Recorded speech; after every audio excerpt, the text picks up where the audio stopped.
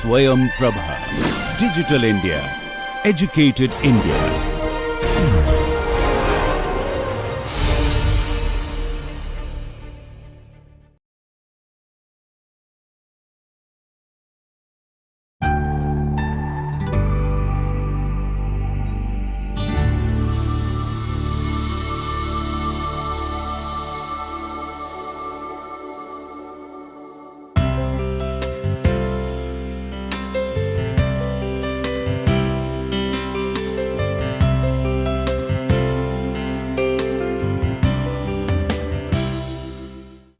Hi everyone, welcome to lecture number 31, the first lecture on labor market discrimination.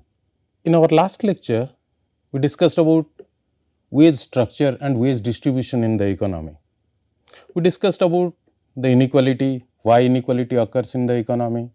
Also, we try to measure inequality through Gini coefficient and Lorentz curve. So, we have seen that there is a positive correlation between human capital investments and the ability of the workers, which implies that the wage distribution is positively skewed so that workers in the upper tail of the wage distribution gets a disproportionately large share of the income. We have also seen that how the Gini coefficient measures the degree of inequality in an income distribution of an economy. We have also seen this wage dispersion among the workers. We have seen that how it transmits from one generation to another generation, because the parents, they care about the well-being of their children and they invest in their children's human capital.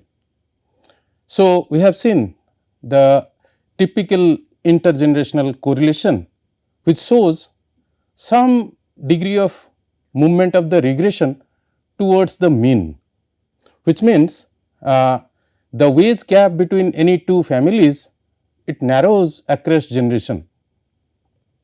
In this lecture, we will discuss about the labor market discrimination.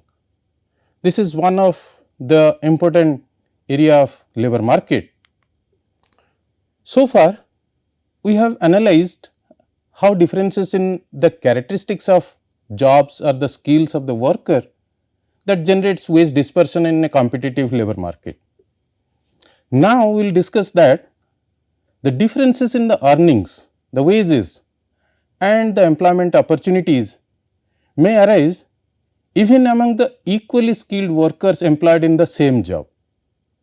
So, it is simply because the workers' race, gender, national origin, sexual orientation or other seemingly irrelevant characteristics which create some kind of differences in the earnings and the employment opportunities among the workers, even if they are equally skilled and the job description is same. So, these differences are often attributed to the labor market discrimination.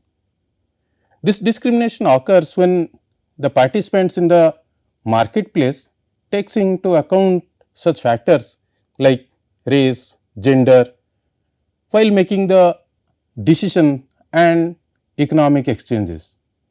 For instance, we can say the employer might care about the gender of the workers they hire. Sometimes it happens that the employees might concern about the race of their co-workers. Further, sometimes it may happen that the customers might take into account the race and gender of their seller. So, the discrimination happens from the end of the employer, it may happen from the point of view of the employees, it can happen from the point of view of the customers.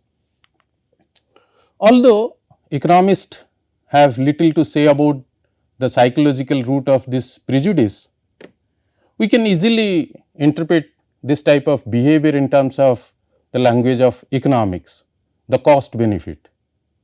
So, the cost and the benefits of an economic exchange depends on the color, gender, race, ethnicity of the persons, those who are involved in these exchanges. Oftenly in the labor economics, the gender based discrimination is widely studied. This gender based discrimination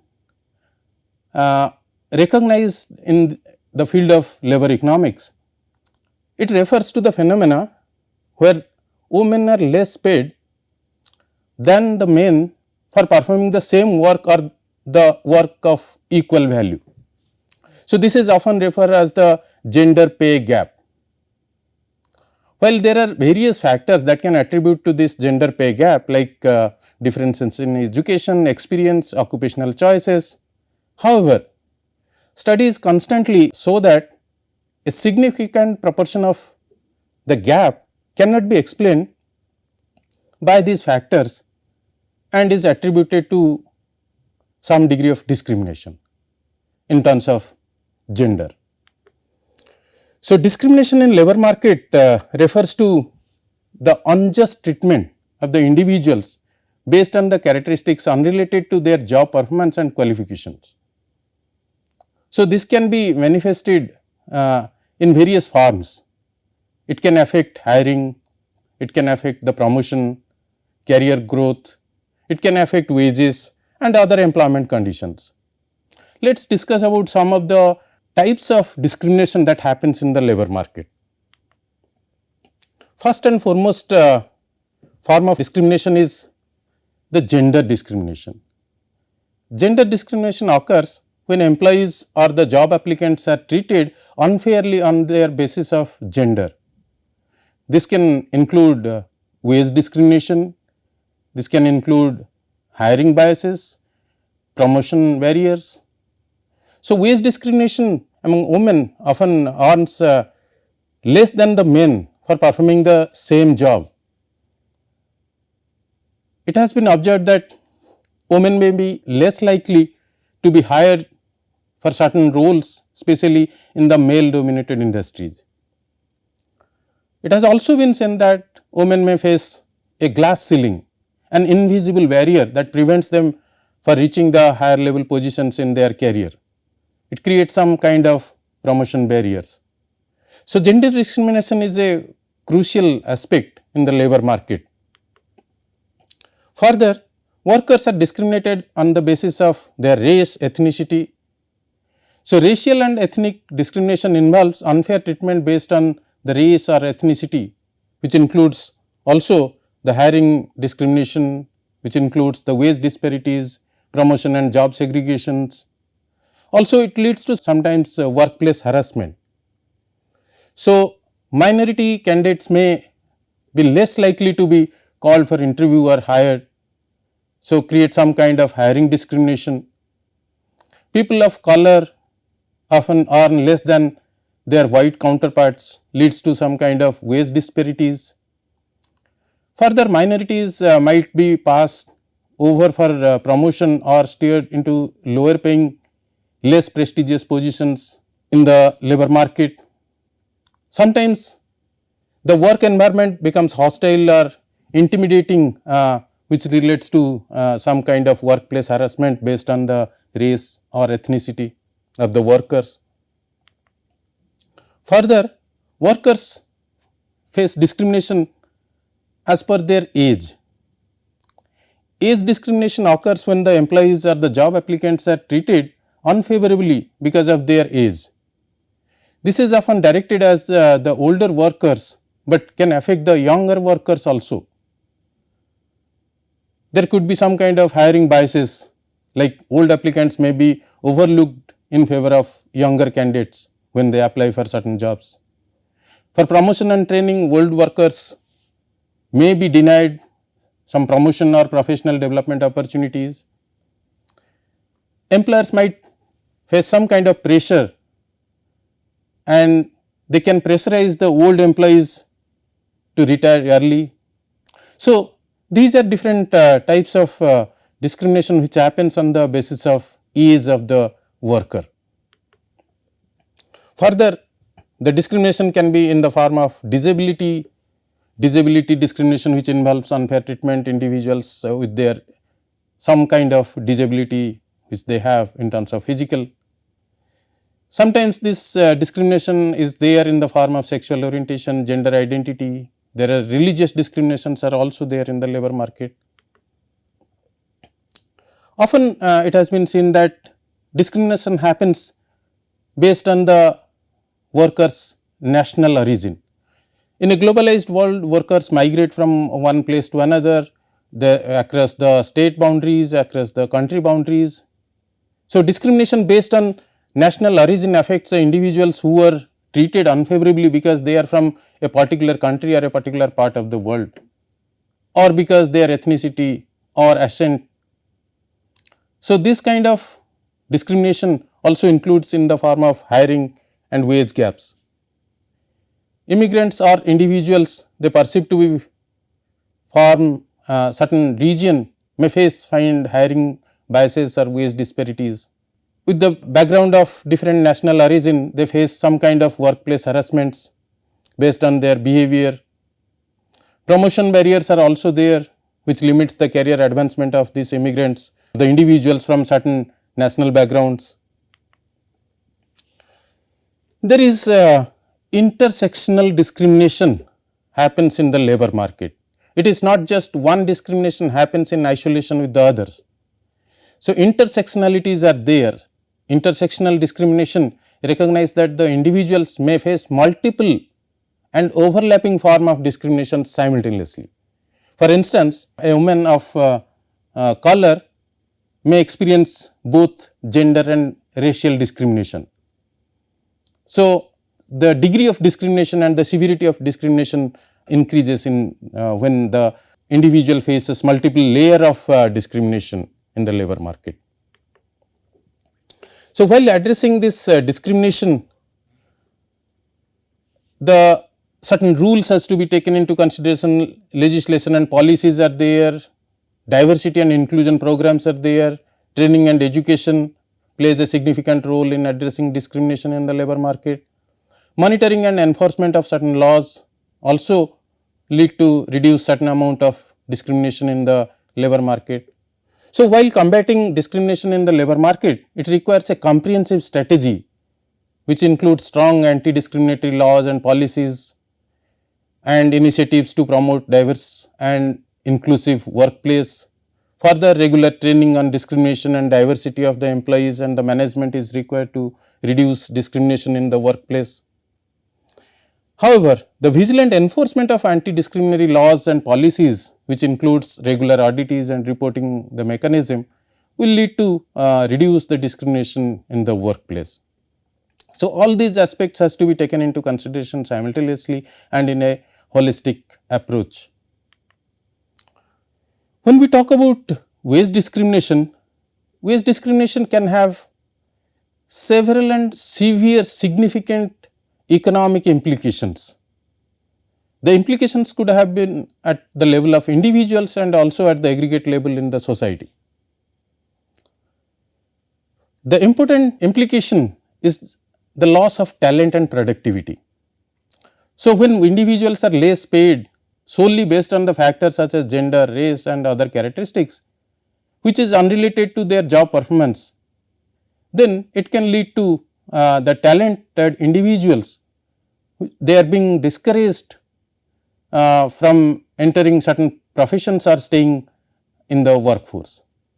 So, this could lead to a loss of talent and can hamper the productivity and innovation, which will ultimately affect the economic growth. Further, the discrimination leads to some kind of reduction in the consumer spending. Wage discrimination can contribute to income inequality, with certain groups earning less than the others while they are doing the same work. So, this can result in reduced purchasing power for affected individuals and their families, leading to lower consumer spending and demand. So, since consumer spending is a key driver of economic activities, this can have broader implications for overall economic development and growth in the economy. Further, discrimination may lead to weaker workforce participation or labor force participation. So, discriminatory pay practices can discourage certain groups like women or minority populations from participating fully in the workforce.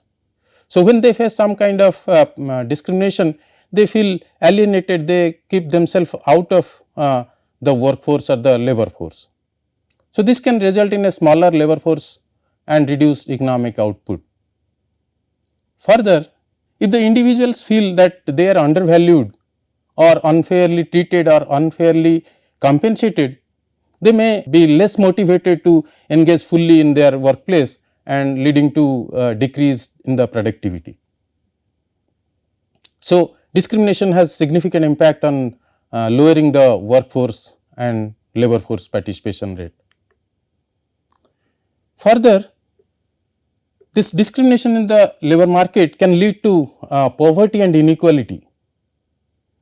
It can intensify the poverty and income inequality within the society, because when certain groups consistently earn less for the same work, they are more likely to face financial hardship and struggle to meet the basic needs.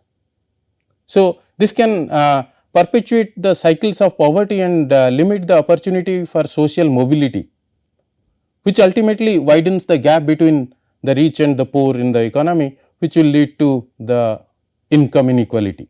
Further, it could have negative impact on GDP. Studies have shown that reduction in the wage gap and promoting pay equity can have a positive effect on GDP. For example, if you go through the report by McKinsey Global Institute, which has estimated that advancing women's equality in the workplace could add $12 trillion to the global GDP by 2025. So, that is why if you look at the sustainable development goals centered towards the reducing this income inequality and reducing the discrimination. Further, the cost of litigation and enforcement, when some discrimination happens in the workplace, addressing these wage discrimination through legal means such as lawsuits or regulatory enforcements can occur some cost for both the employers as well as for the governments. So, the legal proceedings, settlements and the compliance efforts can be financially burdensome and time consuming, which may lead to overall reduction in the productivity of the economy. So, legal frameworks in many countries prohibits the wage discrimination based on certain protected characteristics like gender, race. However, despite of these legal protections, wage discrimination still persists in a very subtle form. So, efforts to address this wage discrimination often involves both legal as well as policy measures and initiatives aimed at raising awareness, promoting transparency in the pay practices and encouraging employers to adopt fair and equitable compensation policies. Additionally, fostering a culture of diversity, equity and inclusion in the workplace is crucial for tackling this wage discrimination and promoting equal opportunity for all employees. This is the central focus of sustainable development goal. So, overall wage discrimination not only undermines the principles of fairness and equity, but also has a tangible economic consequences that can impede economic growth and prosperity. So, addressing wage discrimination requires concentrated efforts from policymakers, employers and the society as a whole to promote fair and equitable treatment to the workplace. So, by understanding and addressing different forms of discrimination, organizations can foster a fair and more equitable labor market. If you look at the gender wage gap, we have here taken the data from OECD. Now, you can see countries with color like Japan, Canada, United States, Germany, France, Denmark, Italy. So, the gender wage gap varies significantly across the countries. You can see in Korea it is more than 30%, where you can see it is Belgium, and in Italy, Norway it is less than 5%. So, gender wage differences or the discrimination on the basis of gender is a widespread phenomena and it is there across the globe. However, the degree of intensity is different, but it is a persistent problem and it exists across the countries. So, when we talk about this female male wage ratio and the international differences in female male wage ratios and employment rates, it varies widely across the countries and regions and are influenced by multitude of factors, which includes economic development, cultural norms, labor market policies, educational systems and legal frameworks.